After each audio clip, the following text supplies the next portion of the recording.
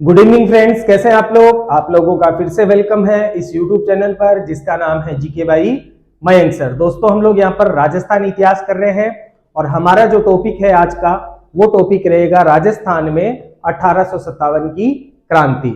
जो लोग नए जुड़े हैं इस चैनल पर वो कृपया करके चैनल को लाइक एंड सब्सक्राइब कर दीजिए, जिससे जब भी कोई नया वीडियो डाला जाए तो सबसे पहले उसकी इंफॉर्मेशन आप लोगों को मिल सके। तो प्लीज यहाँ पर जो सब्सक्राइब बटन है उसको सब्सक्राइब कर दीजिए और साथ में बेल आइकॉन को भी क्लिक कर दीजिए।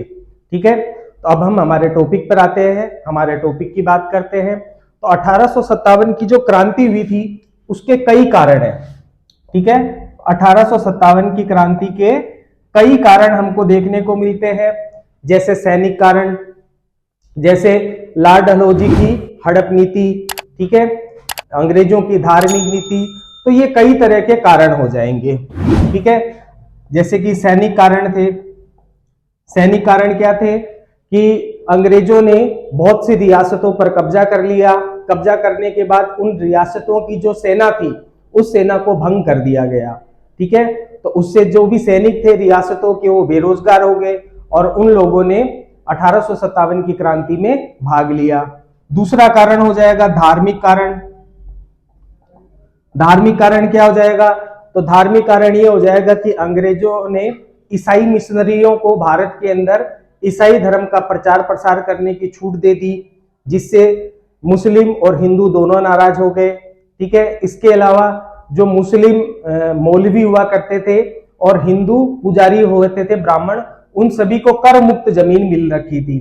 ठीक है, यानी कि इससे पहले जो भी उनको जमीन दी जाती थी वो कर मुक्त होती थी, लेकिन अंग्रेजों ने उन जमीनों पर भी टैक्स ठोक दिया, टैक्स लगा दिया अंग्रेजों ने। तो इससे क्या हुआ कि जो मौलवी और पुजारी थे वो नाराज हो गए। उन्होंने भी लोगों को जो आंदोलन है 1857 की क्रांति है उसमें भाग लेने के लिए प्रेरित किया। ठीक है, इसके अलावा आप इसमें कर सकते हैं लॉर्ड डलहौजी की हड़प नीति।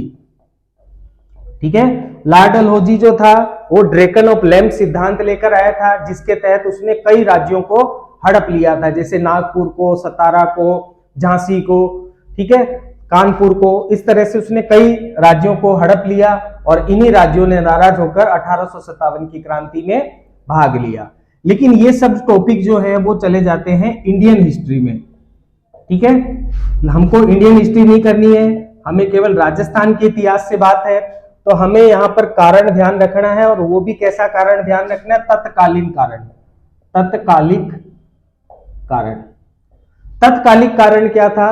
तो तत्कालिक कारण ये था कि एक राइफल चला करती थी जिसका नाम था brown base rifle. Brown base, ठीक है। अंग्रेजों ने इस राइफल को हटाकर इसकी जगह एक नई राइफल लेके आए जिसका नाम था एनफील्ड राइफल। एनफील्ड, ठीक है। तो अंग्रेजों ने ब्राउन बेस राइफल को हटाया और उसकी जगह एनफील्ड राइफल लेके आए। अब ये देखो, जो एनफील्ड राइफल होती थी इसकी इस टाइप में आगे नली होती थी। ठीक है, बंदूक होती है, बंदूक में क्या होती है? आगे ऐसे नली होती है, यहाँ बटन होता है। तो इस नली में क्या करना पड़ता था? पहले गोला डालना पड़ता था, ठीक है, फिर इसके साथ में कारतूस आता था। अब ये जो कारतूस था इसके अंदर बारूद होता था। ये कारतूस जो है, ऐसी अफवाह उड़ी कि ये कारतूस गाय और सुअर की चर्बी से बना हुआ है। इसको कारतूस को आगे से मुंह से काटना पड़ता था। इस गोले को पहले इसमें डाल दिया जाता था, फिर कारतूस को फाड़ा जाता, फाड़कर इसके ऊपर से आगे से बारूद डाला जाता था, फिर इसको यहां से फायर किया जाता था। ठीक है, तो ऐसी अफवाह उड़ी कि ये जो कारतूस है ये कारतूस गाय और सुअर की चर्बी से बना हुआ है। गाय हिंदुओं के लिए पवित्र है और सुअर जो है वो मुस्लिमों के लिए हराम है, यानी कि हिंदू और मुसलमान दोनों इस कारतूस को मुंह नहीं लगाना चाहते थे। तो यही जो होगा, क्या हो जाएगा? इसका तत्कालीन कारण हो जाएगा। ठीक है, कि गाय और सुअर की चर्बी लगे हुए कारतूस। ठीक है, तो यही हमको ध्यान में रखना है। ब्राउन बेस राइफल थी, उसको हटाकर एनफील्ड राइफल लाई गई। ठीक है, तो अब इसको लिख लेते हैं हम, तत्कालिक कारण।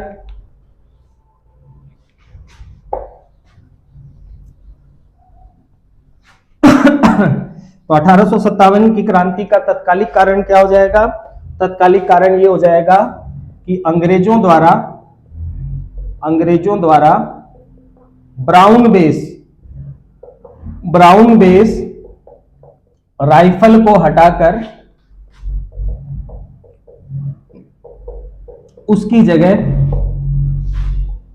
ब्राउन बेस राइफल को हटाकर उसकी जगह एनफील्ड राइफल लगाई गई।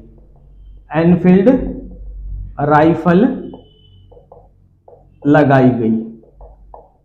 ठीक है। और अगर देखो इसमें बात आपको ध्यान में रखना है कि ऐसी अफवाह थी कि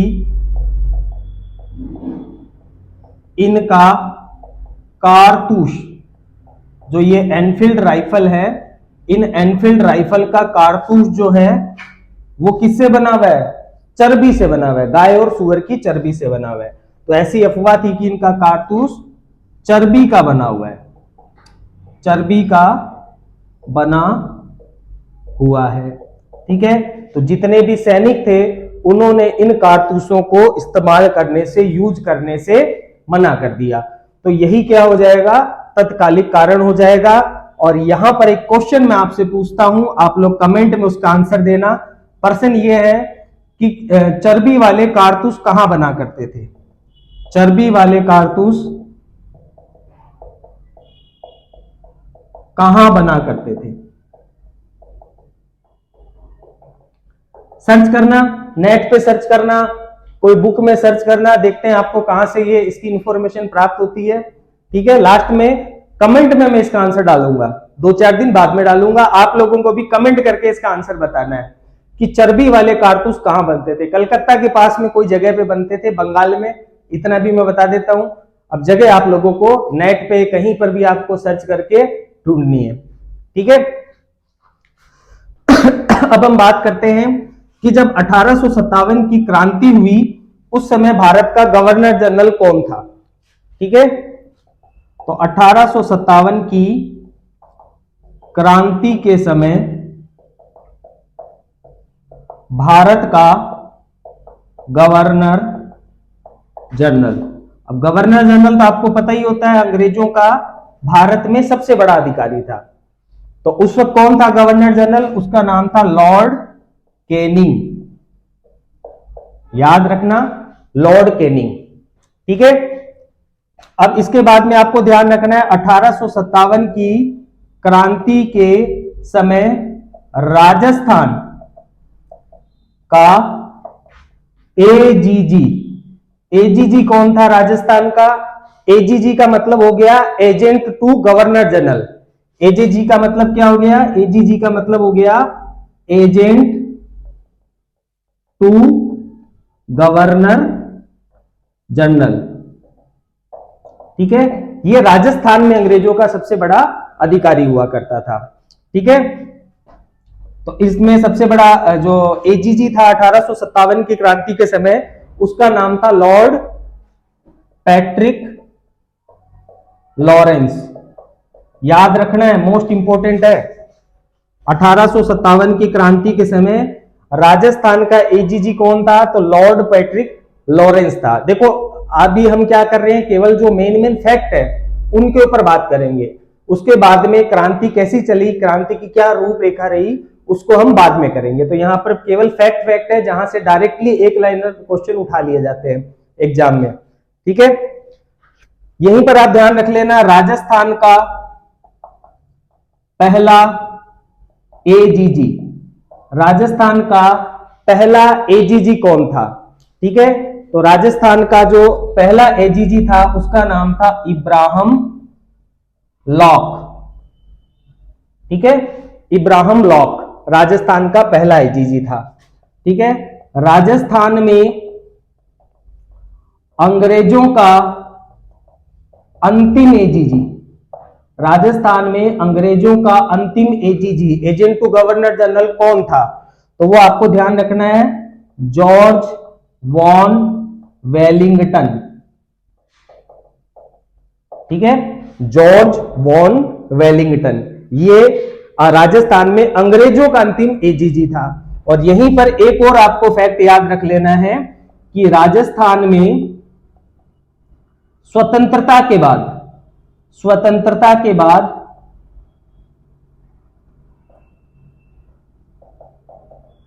स्वतंत्रता के बाद प्रथम व अंतिम एजीजी, स्वतंत्रता के बाद प्रथम और अंतिम एजीजी कौन था? तो उसका नाम याद रख लेना, हीराचंद रूपचंद शिवदासानी। हीराचंद रूपचंद शिवदासानी, शिवदासानी। ठीक है, तो ये मेन बात होगी किससे रिलेटेड? गवर्नर जनरल से रिलेटेड और एजीजी से रिलेटेड। ठीक है, नेक्स्ट इसके बाद में हम बात करेंगे कि भैया ये एजीजी का ऑफिस कहां था, एजीजी कहां बैठा करता था। तो एजीजी का जो ऑफिस था, एजेंट टू गवर्नर जनरल का जो ऑफिस था वो अजमेर था। अजमेर जो थी वो अंग्रेजों की राजस्थान में प्रशासनिक राजधानी हुआ करती थी। ठीक है, तो नेक्स्ट हम बात करते हैं एजीजी ऑफिस की।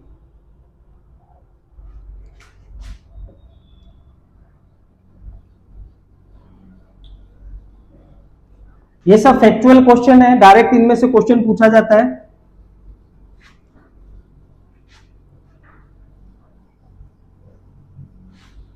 तो थोड़ा सा इसको आप लोग विशेष रूप से ध्यान में रखना। नेक्स्ट फैक्ट हो जाएगा एजीजी ऑफिस। एजीजी का ऑफिस कहां था राजस्थान में? तो एजीजी का ऑफिस देखो, नंबर फर्स्ट आपको ध्यान रखना है ग्रीष्म काल में। ग्रीष्म काल में, ग्रीष्म काल में तो देखो अंग्रेजों का जो एजीजी का ऑफिस हो जाता था वो माउंट आबू हो जाता था। ठीक है, और नंबर दो आपको ध्यान रखना है शरद काल।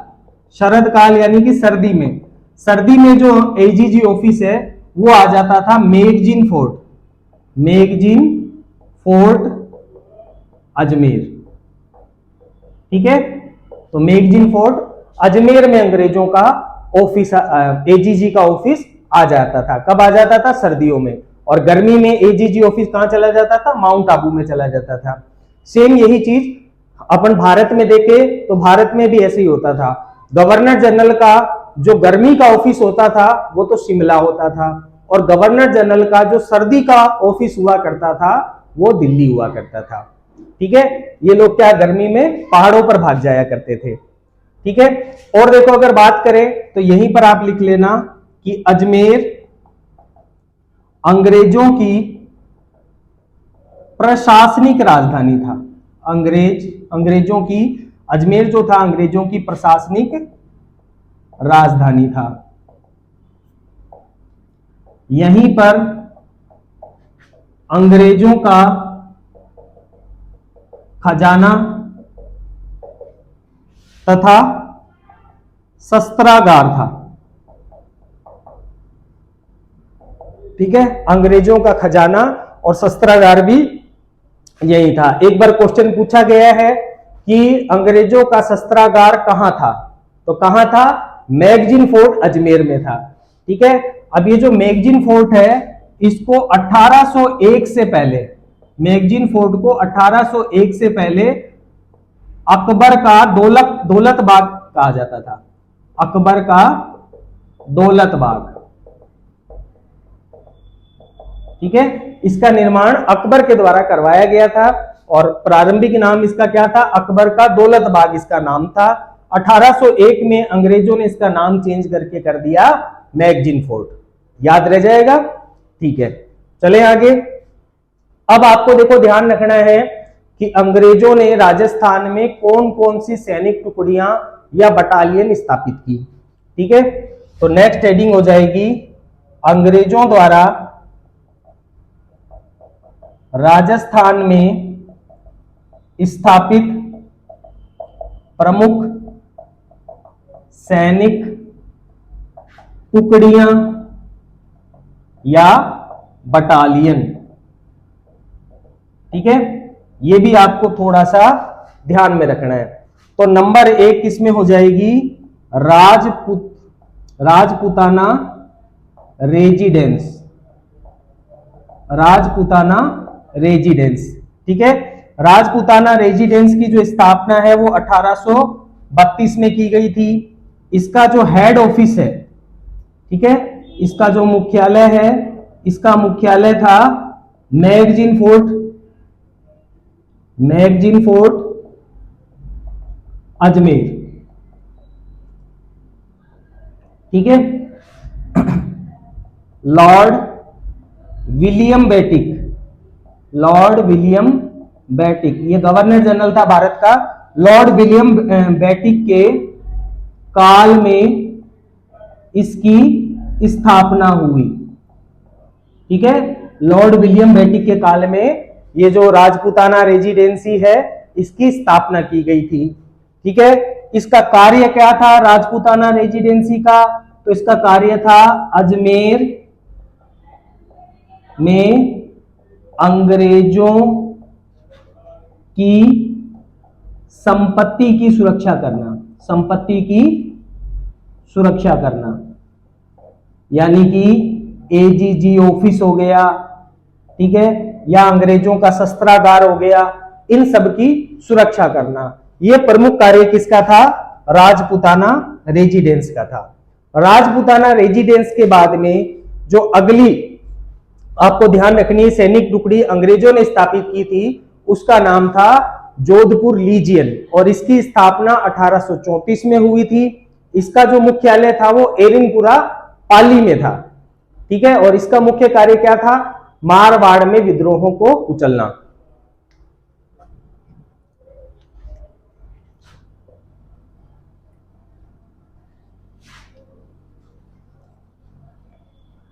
तो सेकंड नंबर आपको ध्यान में रखना है Jodhpur lesion. Jodhpur lesion, Jodhpur lesion, Jodhpur lesion का जो गठन है 1834 में हुआ है। इसका जो मुख्यालय है, इसका मुख्यालय था एरिनपुरा, एरिनपुरा पाली। यहीं पर राजस्थान का सबसे खतरनाक विद्रोह हुआ था, आगे हम पढ़ेंगे इसके बारे में। एरिनपुरा, ठीक है। एरिनपुरा के बाद में आपने इसमें ध्यान रखना है कि इसका कार्य क्या था। ठीक है, जोधपुर लीजियन का कार्य क्या था? तो इसका कार्य था मारवाड़ में विद्रोहों को कुचलना। ठीक है, इसके बाद में आपको तीसरा नंबर ध्यान रखना है शेखावटी ब्रिगेड, शेखावाटी ब्रिगेड।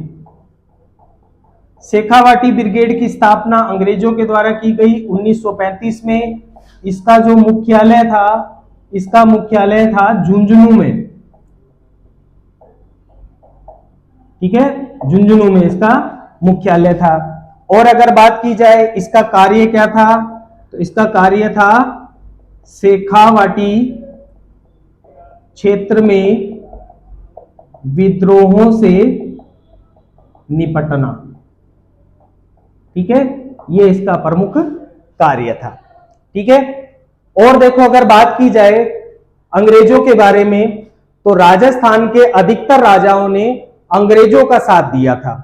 ठीक है, तो उनके बारे में हम थोड़ा सा बात कर लेते हैं। जैसे एक दो राजा हैं, बीकानेर के राजा सरदार सिंह है, जयपुर के राजा राम सिंह सेकंड है, तो इनके बारे में थोड़ा सा हम बात कर लेते हैं। ठीक है, तो नेक्स्ट जो हमारी हेडिंग आएगी वो आएगी कि 1857 की क्रांति में राजस्थान के अधिकतर राजाओं ने अंग्रेजों का साथ दिया। जिनमें से प्रमुख कौन कौन से हो जाएंगे? तो दो जनों के नाम आपको प्रमुख रूप से ध्यान में रखने हैं। एक तो बीकानेर का शासक सरदार सिंह, और दूसरा जो जयपुर का शासक है राम सिंह सेकंड, उसके बारे में। 1857 की क्रांति में राजस्थान के अधिकांश राजाओं ने अंग्रेजों का साथ दिया, अंग्रेजों का साथ दिया। जैसे जैसे नंबर 1 पे आ जाएगा सरदार सिंह। ठीक है, सरदार सिंह कौन था? तो बीकानेर का शासक, बीकानेर शासक था। ठीक है, सरदार सिंह के बारे में विशेष बात क्या हो जाएगी कि राजस्थान का एकमात्र शासक था जिसने अपनी राज्य या रियासत के बाहर जाकर अंग्रेजों की मदद की थी। और बाकी जितने भी थे, जैसे कोटा वाला था वो कोटा में मदद कर रहा था, भरतपुर वाला भरतपुर में मदद कर रहा था, लेकिन ये भाई साहब अपने राज्य के बाहर जाकर अंग्रेजों की मदद कर रहे थे। ठीक है, तो ध्यान रख लेना कि राजस्थान का एकमात्र शासक, हर लाइन में से क्वेश्चन बनेगा, बहुत इंपॉर्टेंट फैक्ट करवा रहा हूं मैं, हर एक लाइन में से क्वेश्चन बनता है, कहीं से भी उठाकर कुछ भी पूछ लिया जा सकता है। ठीक है, तो राजस्थान का एकमात्र शासक था जिसने अंग्रेजों की सहायता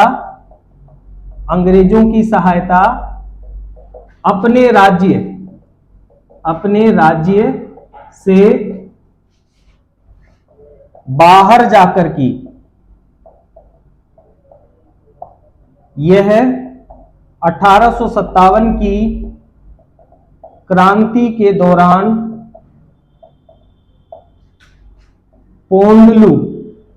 पोंडलू पड़ता है पंजाब, तथा हिसार पड़ता है हरियाणा तक अपनी सेना लेकर चले गए। ठीक है, क्रांतिकारियों का पीछा करते करते ये पोंडलू पंजाब पहुंच गए और इधर हरियाणा तक भी इन्होंने हिसार तक इनका क्रांतिकारियों का पीछा किया।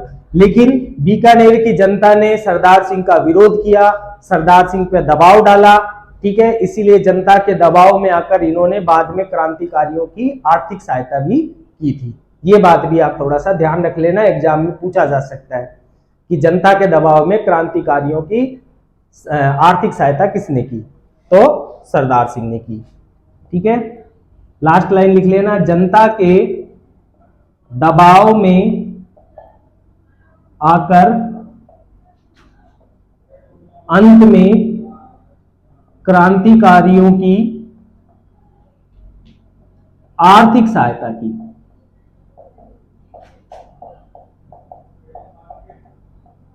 ठीक है, नंबर 2, इसके बाद में आपको ध्यान रखना है Ram Singh second, Sawai Ram Singh second, Sawai Ram Singh second. ठीक है, कहां का शासक था, तो जयपुर का शासक था। ठीक है, 1857 की क्रांति में अंग्रेजों का भरपूर सहयोग किया, अंग्रेज खुश हो गए, अंग्रेजों ने इसे सितारे हिंद की उपाधि दी और कोटपुतली का परगना भी उपहार में दिया। ठीक है, तो सवाई राम सिंह सेकंड के बारे में ध्यान रखना, 1857 में अंग्रेजों का भरपूर सहयोग किया, अंग्रेजों का भरपूर सहयोग किया। अंग्रेजों ने खुश होकर इन्हें सितार-ए-हिंद की उपाधि, सितार-ए-हिंद की उपाधि तथा कोटपुतली का परगना दिया, कोटपुतली का परगना भेंट में दिया। ठीक है, तो ये मेन बात हो गई 1857 की क्रांति में राजाओं की क्या स्थिति थी। ठीक है, इसके अलावा बीच बीच में जो राजा आएंगे, जैसे जोधपुर वाले राजा आएंगे, तख्त सिंह वगैरह, तो उनकी वहीं पर अपन बात कर लेंगे, यहां पर उसको करने की जरूरत नहीं है, नहीं तो टॉपिक बहुत ज्यादा लंबा निकल जाएगा। ठीक है, कुछ भी नहीं छूटेगा, टेंशन फ्री रहो, केवल इश्यू को पढ़ लेना, इसके बाहर कहीं नहीं जाएगा। एग्जाम में क्वेश्चन पक्का है, 100% यहां से एग्जाम में एक क्वेश्चन आएगा, ये गारंटी है। ठीक है, तो इसको एकदम ढंग से कर लेना आप लोग। देखो, अब हम बात करते हैं कि पॉलिटिकल एजेंट कौन कौन से थे। कोई भी देशी रियासत जब अंग्रेजों की अधीनता स्वीकार करती थी, हमने पीछे पढ़ा था पीछे की क्लासों में कि अंग्रेजों की अधीनता राजस्थान की सभी देशी रियासतों ने नियर अबाउट 1818 में मान ली थी। ठीक है, तो कोई भी राजस्थान की रियासत जब अंग्रेजों की अधीनता मानती थी, तो अंग्रेज जो है उस संबंधित रियासत के अंदर अपना एक पॉलिटिकल एजेंट भेज देता था। ठीक है, तो उन्हीं के बारे में हमको जानकारी चाहिए, हमको थोड़ा सा ध्यान रखना है कि किस रियासत में कौन पॉलिटिकल एजेंट था। ठीक है, डायरेक्ट क्वेश्चन एग्जाम में पूछा गया है कि कोटा का पॉलिटिकल एजेंट कौन था, मेक मोशन कहाँ का पॉलिटिकल एजेंट था। तो इस टाइप से क्वेश्चन पूछ लिए जाते हैं, तो वहीं अपन एक साथ उसको लिस्ट बनाकर लिख लेते हैं।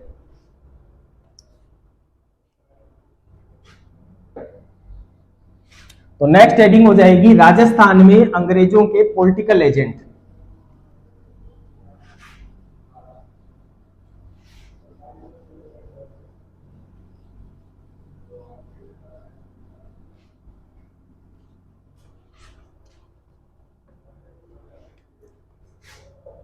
राजस्थान में अंग्रेजों के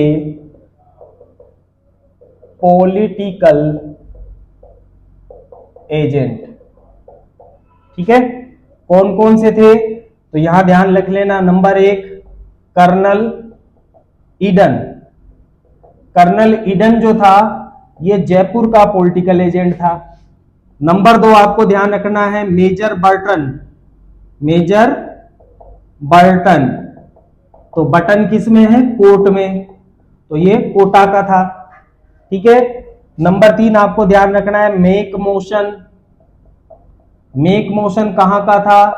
तो ये था मारवाड़ का पॉलिटिकल एजेंट। मेक मोशन के बाद में आपको ध्यान रखना है मोरिशन।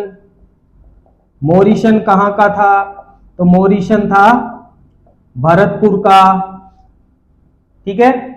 इसके बाद में आपको ध्यान रखना है मेजर सावर्स। सावर्स कहां का था? तो सावर्स था मेवाड़ का political agent.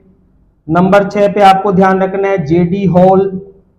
JD hall, JD hall था सिरोही का पॉलिटिकल एजेंट, ठीक है। और इसी तरह नंबर 7, ये कब का बता रहा हूं मैं? 1857 के समय, ठीक है। 1857 के समय राजस्थान में अंग्रेजों के पॉलिटिकल एजेंट कौन कौन से थे? 1857 के समय, ठीक है। और लास्ट आपको याद रखना है कर्नल रॉक। कर्नल रॉक, और कर्नल रॉक जो थे ये थे प्रतापगढ़ के, ठीक है, प्रतापगढ़ के पॉलिटिकल एजेंट थे। तो ये पॉलिटिकल एजेंट ध्यान रखना है, ये जो कोटा वाला है मेजर बटन, मैक मोशन, मोरिशन, ये सब बार बार एग्जाम में पूछे जाते हैं, तो इनको आप लोग विशेष रूप से ध्यान में रख लेना।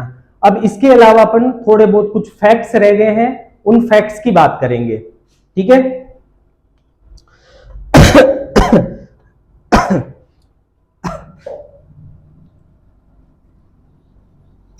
तो फैक्ट्स क्या क्या हो जाएंगे?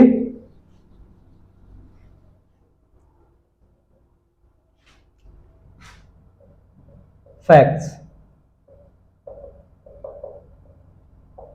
भारत में सर्वप्रथम 1857 की क्रांति में 1857 की क्रांति का प्रारंभ कब हुआ था? तो 10 मई 1857 को मेरठ यूपी से, ठीक है।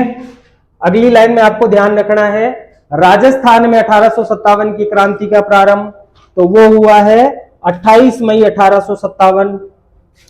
राजस्थान में सर्वप्रथम 1857 का की क्रांति कहां हुई है? तो वो हुई है नसीराबाद। नसीराबाद छावनी थी, नसीराबाद अजमेर में। और कब हुई है? तो वो भी आप ध्यान रख लेना 28 मई 1857 को हुई है, ठीक है। राजस्थान में 1857 की क्रांति का सबसे बड़ा विद्रोह कहां हुआ है? तो आउवा पाली में हुआ है, ठीक है। तो राजस्थान में 1857 का सबसे बड़ा विद्रोह, सबसे बड़ा विद्रोह, तो सबसे बड़ा विद्रोह कब हुआ है? 1857 की क्रांति का सबसे बड़ा जो विद्रोह हुआ है वो हुआ है आउवा पाली, ठीक है।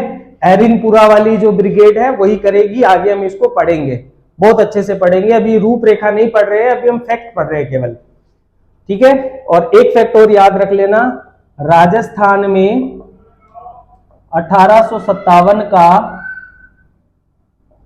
सबसे बड़ा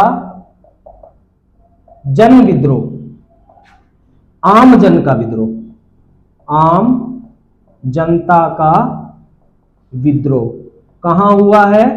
तो कोटा में हुआ है। ये भी आपको थोड़ा सा ध्यान रख लेना है। 15 अक्टूबर 1857 को हुआ है कोटा के अंदर।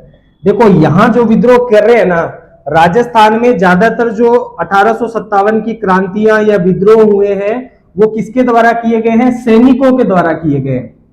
लेकिन कोटा में जो 1857 का जो विद्रोह है वो किसके द्वारा किया गया है? आम जनता के द्वारा किया गया है। ये बात आपको मुख्य रूप से ध्यान में रखनी है। ठीक है, अब हम बात करेंगे कि राजस्थान में 1857 की क्रांति के समय प्रमुख सैनिक छावनियां कौन कौन सी थी। ठीक है, तो 6 सैनिक छावनियां थी जिनका कोड है, हमको कोड समेत उसको याद रखना है।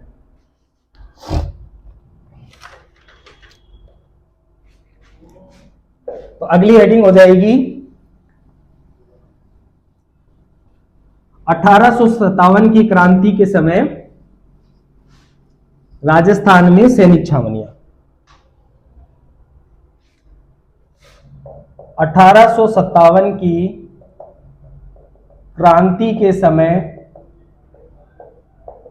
राजस्थान में 6 सैनिक छावनियां थी। 6 सैनिक छावनियां थी। ठीक है, क्या क्या थी? तो उसके लिए आप कोड याद रख लेना। नानी ऐब देखे, कोड क्या याद रखना है आपको? कोड है उसके लिए नानी ऐब देखे। नानी ऐब देखे, ना नी ऐब देखे। न से हो गया नसीराबाद। नसीराबाद ये पड़ता है अजमेर में। ठीक है, सबसे पहले यही विद्रोह शुरू हुआ था, नसीराबाद। जस्ट हमने इससे पहले फैक्ट में लिखा है। नसीराबाद के बाद में नी से हो जाएगा नीमच। नीमच कहां पड़ता है? मेवाड़ में। ठीक है, ए से हो गया एरिनपुरा। एरिनपुरा, ए से एरिनपुरा, और एरिनपुरा पड़ता है पाली में। ठीक है, ब से हो गया ब्यावर। ब्यावर कहां पड़ता है? अजमेर में। ठीक है, द से हो गया देवली। देवली पड़ता है टोंक में। और खेरवाड़ा। खैरवाड़ा, खैरवाड़ा जो पड़ता है ये पड़ता है उदयपुर में पड़ता है। ठीक है, सबसे पहले देखो क्रांति की शुरुआत हुई थी नसीराबाद से 28 मई 1857 को। फिर क्रांति हुई है नीमच में 3 जून 1857 को। फिर एरिनपुरा में हुई है 21 अगस्त 1857 को। ठीक है, ब्यावर और खेरवाड़ा। ठीक है, ब्यावर और जो खेरवाड़ा है यहां पर क्रांति नहीं हुई। ठीक है, और टोंक में जो देवली वाली क्रांति है वो उसको हम पढ़ लेंगे। ठीक है, तो आज की क्लास में हम यहीं तक लेंगे। ये कोड आप लोग याद रखना, नानी ऐब देखे एकदम से पूछ लिया जाता है। ठीक है, तो इससे बड़े अच्छी तरह से आपको याद रहेगा। तो आज की क्लास में हम यहां तक ही लेंगे। नेक्स्ट क्लास में जो क्रांति की रूपरेखा है, कैसे नसीराबाद में क्रांति हुई, कैसे नीमच में क्रांति हुई, कौन कौन इसके नेता थे, कैसे ये क्रांति चली, क्या रूपरेखा थी। फिर हम बात करेंगे कि एरिनपुरा पाली के अंदर 1857 की क्रांति कैसे चली। गोरा काला युद्ध हुआ, बिथोड़ा का युद्ध हुआ, चलो दिल्ली मारो फिरंगी, ये सब नारे लगे। राजस्थान में सबसे खतरनाक जो क्रांति हुई वो एरिनपुरा में हुई थी। ठीक है, ठाकुर कुशाल सिंह की यहाँ पर बात करेंगे, आहुआ वाले की, सुगाली माता की बात होगी। तो बहुत ज्यादा फैक्ट जो है वो अगली क्लास में हम पढ़ने वाले हैं। तो आज की क्लास में हम यहीं तक लेंगे। नेक्स्ट क्लास के अंदर इसके आगे का जो टॉपिक है उसको लेकर 1857 की क्रांति को समाप्त कर देंगे। ठीक है, तो आप इन नोट्स को आराम से पढ़िए, इसके बाहर कहीं नहीं जाएगा। न आपको किसी बुक की जरूरत है, न किसी और तरह के नोट्स या पासबुक की जरूरत है। जो आपको करवाया जा रहा है केवल इसी को उंगली पे याद कर लीजिए। 101% आपका सिलेक्शन होगा। बहुत से बच्चों का हो चुका है, विश्वास रखिए। जो करवाया गया है वो मोर देन इनफ है, इसके बाहर कहीं नहीं जाएगा। ठीक है, तो ज्यादा से ज्यादा पढ़ाई कीजिए, अपने कर्तव्य पथ पर ऐसे ही बढ़ते रहिए। और अगर आज का वीडियो आपको पसंद आया हो तो प्लीज वीडियो को ज्यादा से ज्यादा लाइक कर दीजिए, ज्यादा से ज्यादा सब्सक्राइब कर दीजिए और वीडियो को ज्यादा से ज्यादा शेयर कर दीजिए। जो लोग नए जुड़े हैं वो कृपया करके इस वीडियो को लाइक और सब्सक्राइब और शेयर कर दीजिए। ओके जी, बाय बाय।